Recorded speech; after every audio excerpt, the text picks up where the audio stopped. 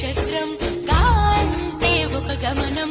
ఊగా అని అనగా ఆ నక్షత్రపు గమనం